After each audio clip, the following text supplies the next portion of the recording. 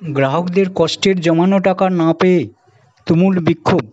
আজ নন্দীগ্রাম 2 ব্লকের আমদাবাদ 1 গ্রাম পঞ্চায়েত এলাকার সুবদি সমবায়ের ঘটনা।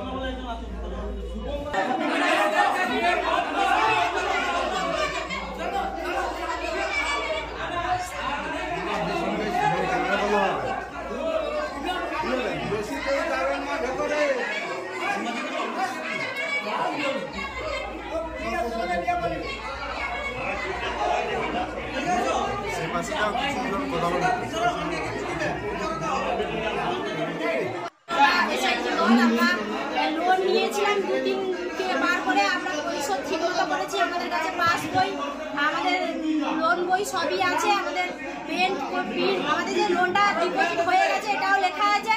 কিন্তু আমরা লোন শোধ করার পরে যখন আমরা লোন চাই, ওরা বলে যে আমরা লোন দেব আগের মাসে, না হলে 2 মাস পরে, না হলে 3 মাস পরে, এরকম ডেট দিতে আমাদের 1 বছর 2 মাস হয়ে গেল, লোন হয় না।